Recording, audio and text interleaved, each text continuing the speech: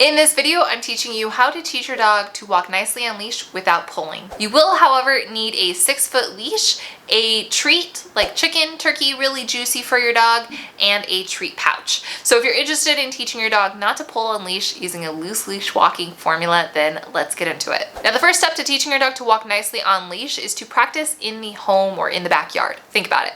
We teach sit, down, stay, come, all of the basic skills inside the home or in the backyard.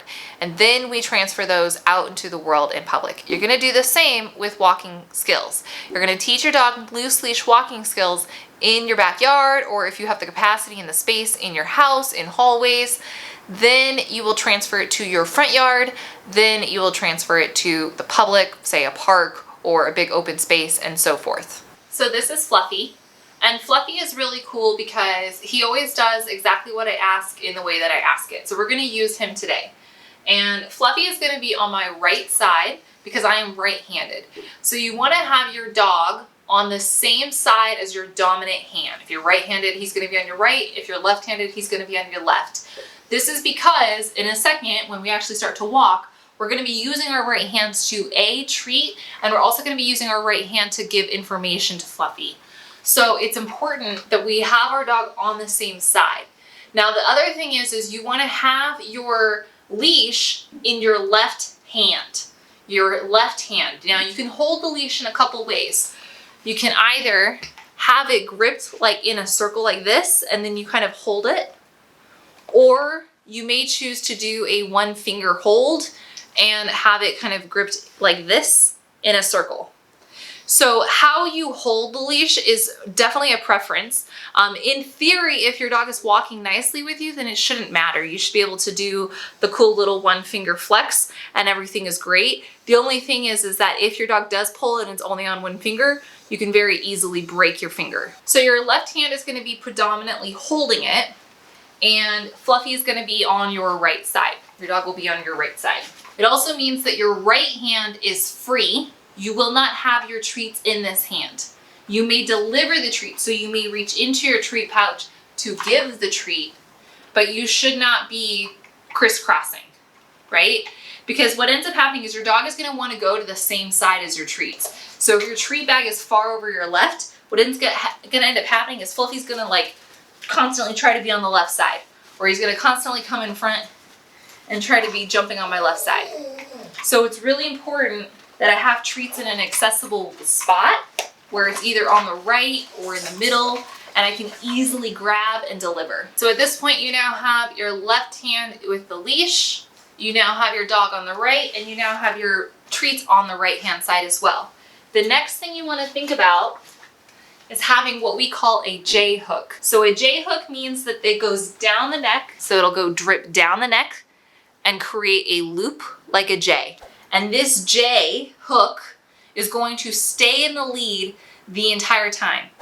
Now, if you have a small dog, like Fluffy is low to the ground, if you have a small dog, then you may find that your J is just slightly more like a line, like an angular line, but it should not be tight. We are not looking for a tense leash. We are not looking for a tight lead. We are looking for a little bit of slack. If you have a taller dog, let's say, you know, Fluffy's head was here-ish, right? Well, then it works out perfectly to be a cool little J, because it's gonna drop like this and come up. But obviously, if your dog is lower to the ground, then that J might just be more straight than if he was higher off the ground.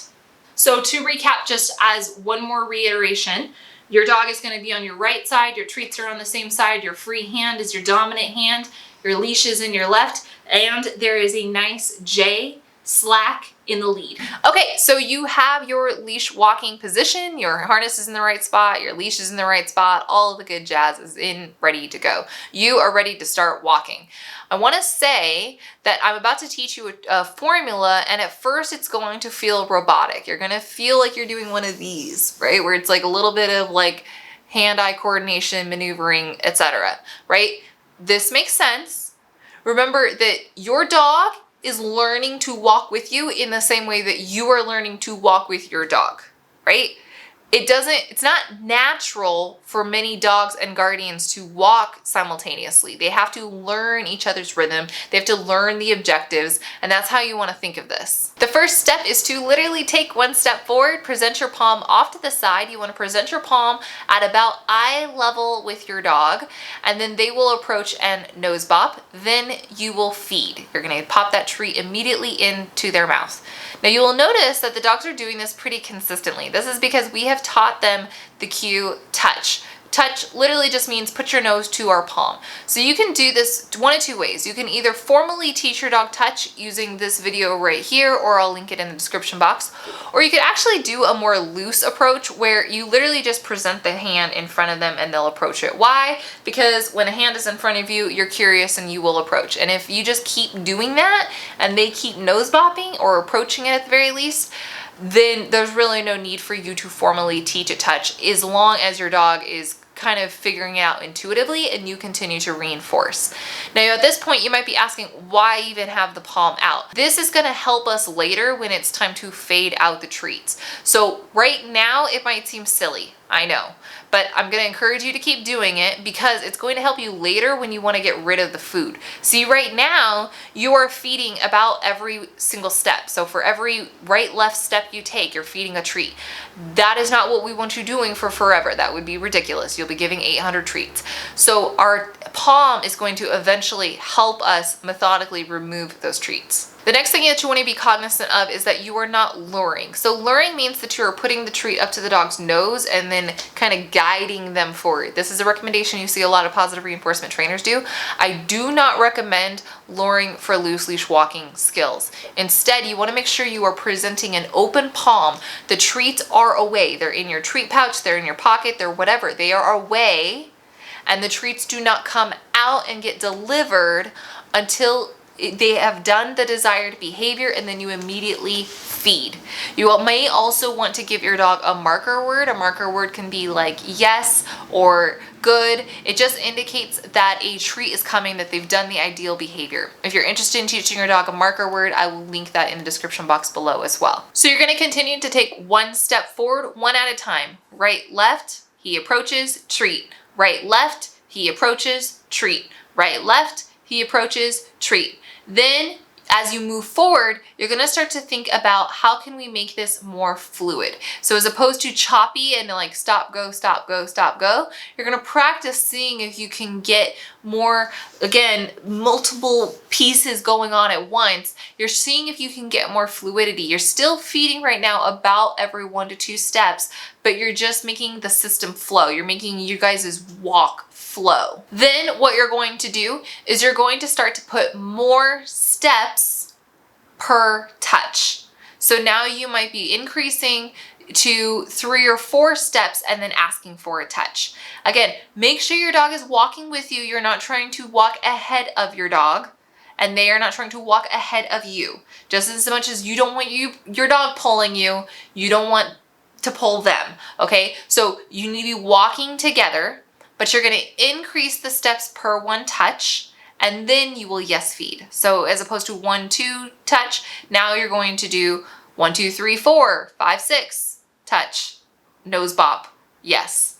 And you're increasing the steps. The next process to fade out the treats is to instead ask for multiple nose bops in a row. You're going to ask for your dog to multiple times touch your palm with their nose, and then they get a yes treat. So to be clear, you will give multiple cues to touch or multiple opportunities for your dog to present their nose at your side before they get 1 treat.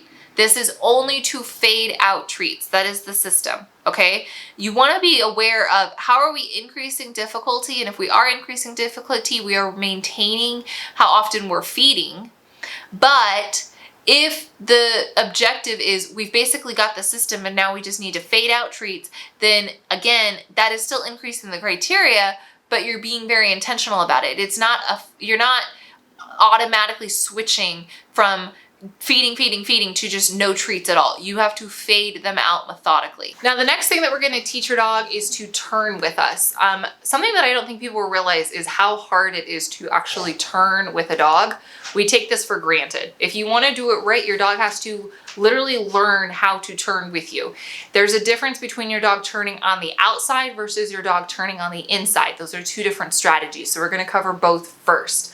Let's say your dog is turning on the outside. So what will end up happening, you are facing the wall and you need to make a U-turn, right? You're gonna go this way. What most people do is they start this way and then they immediately go here. And what ends up happening is either A, the dog ends up on the wrong side and now you're all twisted, or B, you've turned so quickly that now you're all tangled up and your dog gets left behind. So you actually want to slow the turn down when you're initially teaching it. And what you actually want to teach is for Fluffy to come one step at a time. So you're going to do a touch, yes, treat. Touch, yes, treat. Touch, yes, treat, right? So you're babying the steps each way and he gets the opportunity to turn with you. You would not want to just make a quick 180 and go in the opposite direction because you'll get yourself all tangled. You actually have to teach Fluffy to move with you. And you're taking this in really, really, really baby steps. Now the inverse could also happen where Fluffy is here and you need to turn that way. So you're gonna make a U-turn in, which means that Fluffy actually has to slow down, right? Because if he keeps ahead of space, he's gonna end up ahead of you by the time you're over here. You don't want Fluffy ahead of you. You want Fluffy beside you. So in fact, what you actually need is to keep Fluffy in his spot. So you'll touch, you'll take a step, you'll yes treat. You'll touch, you'll take a step, you'll yes treat. You'll touch, you'll take a step, you'll yes treat. You want to slow down the turn for Fluffy to make sure that you guys are moving together in tandem. And if Fluffy needs to slow down, then you're keeping him in the same spot. If Fluffy needs to speed up so that you can make the turn, then you need to make sure you're babying him at that corner. Step 4 to teaching your dog to walk nicely on leash, as you can see, is still occurring in the backyard. Again, we have not gotten our muscle memory down just yet. We are not ready to transfer to a new environment. So you're going to continue to practice in step 4. You're going to continue to practice in your backyard or in your hallway or whatever, as long as you need to for you and your dog to get the muscle memory. This is how you want to think about it. You are learning to walk again for the very first time. Your dog is learning to walk again for the very first time. You have to practice what this feels like. Practice your communication, practice that dialogue, and ensure that you guys are operating pretty consistently before you decide to change the environment. And this leads me into step 5, which is, okay, my friend, we are ready to change, get out of that backyard and move into a more eventful place. You may choose your front yard. I think that's a really great place in most cases. You may choose to take it to an open park. The thing that a lot of people do though is they try to just walk out their front door and go for a walk around the block. That is a little naive, my friend. You are taking baby steps here. You want to instead think, okay, I just want to get from this destination to that stop sign over there.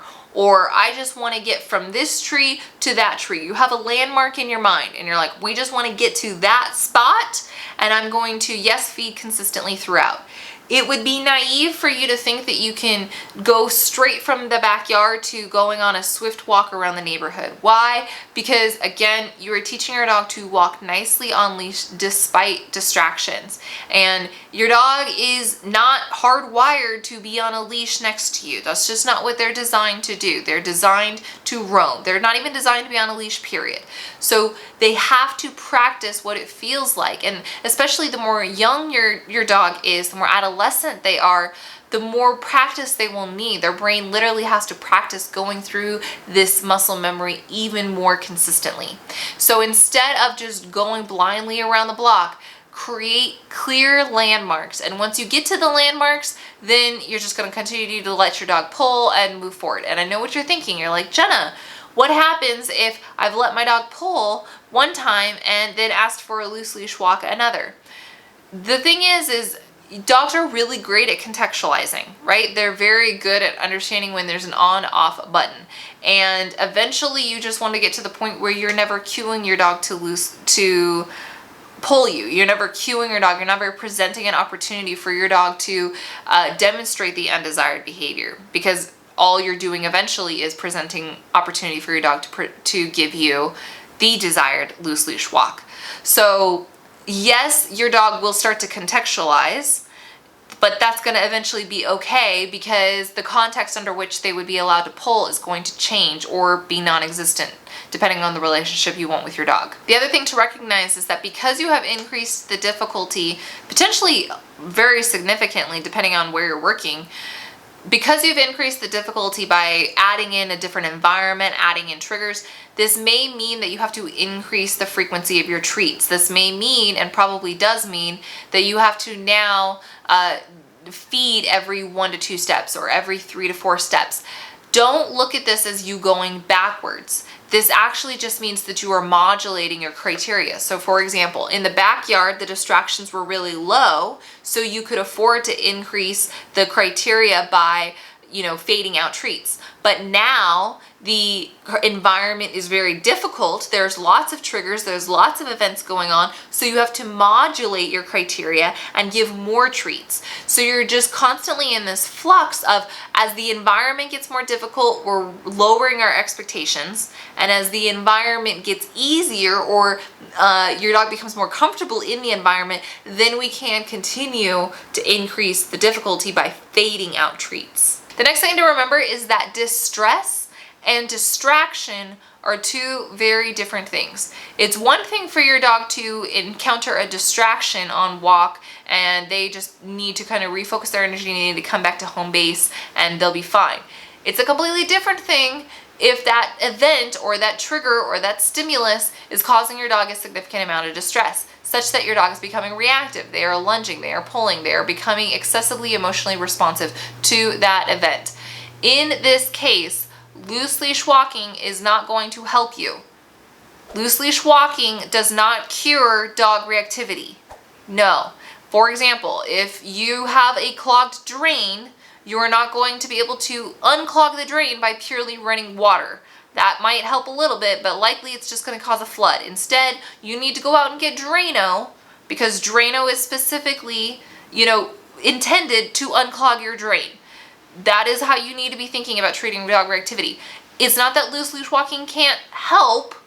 It's just that that's not the intention of it. Loose leash walking is not intended to solve your dog's dog reactivity. That would be a dog reactivity behavior protocol, right? So just know that teaching loose leash walking is different than if you're actually focusing on reactivity. And if your dog has both, where he does need to know how to walk nicely on leash, yes, but he's also reactive, then what that means is that when a triggering event occurs, when your dog's trigger or the thing that they become reactive to occurs, you have to eliminate the loose leash walking training in that case. Instead, jump into a behavior change protocol, a reactive dog protocol that is specifically aimed for that. Now, if that is you and you're wondering, okay, Jenna, how do I teach my dog's leash reactivity? Well, this video is for you. You can go ahead and click that. If you enjoyed this video, it would help me tremendously in the YouTube algorithm. If you hit like, consider subscribing and hit the notification bell so you get notified when I drop a new video, and I'll see you guys next week.